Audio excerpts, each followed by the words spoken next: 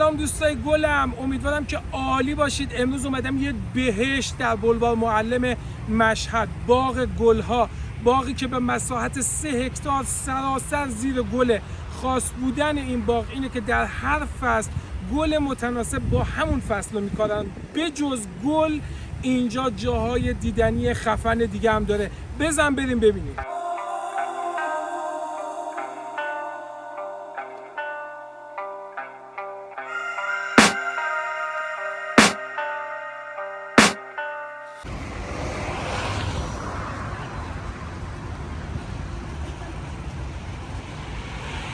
باغ گل‌های مشهد یکی از زیباترین باغ‌ها و پارک‌های گل در سطح کشور ایرانه.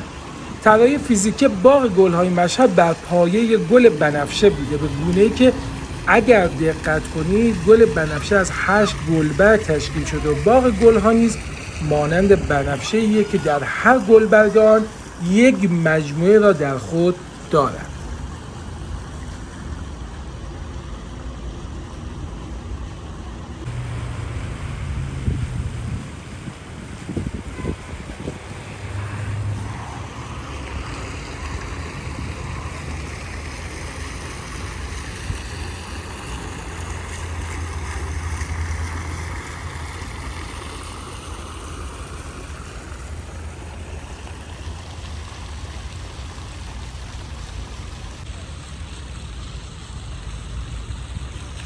در باغ گل‌های مشهد قسمت‌های مختلفی وجود داره. میتونیم به باغ گل‌های صخره‌ای، باغ رز، باغ گیاهان پوششی، باغ گل‌های پیازی، گل‌های فصلی، گل‌های دارویی، گل‌های برکه‌ای اشاره کنیم. قابل ذکره که بگم در باغ گل‌های مشهد در هر فصل از سال گل‌ها و گیاهان متناسب با همون فصل رو می‌کارن. وسعت باغ گل‌های مشهد در حدود 3 هکتار و علاوه بر فضای گلکاری شده در باغ گل‌های مشهد، امکانات دیگری از قبیل آبنما، آمفی‌تئاتر روباز، محوطه مخصوص بازی کودکان، گلخانه آموزشی برای دانشجویان و دانش‌پژوهان و برکه‌ای که در اون انواع نیلوفر آبی رو می‌کارن نیز فراهمه.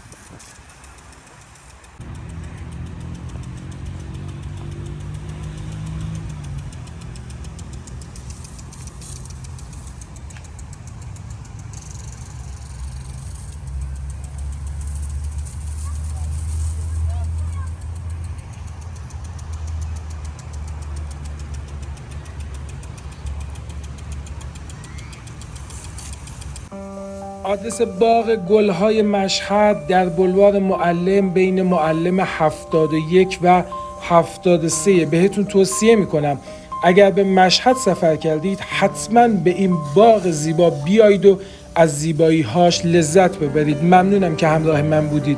امیدوارم از این ویدیو خوشتون اومده باشه. لطفاً با لایک کردن از من حمایت کنید و خوشحال میشم نظرات خودتون رو برام کامنت کنید. شاد و پیروز باشید. خدا نگهدار.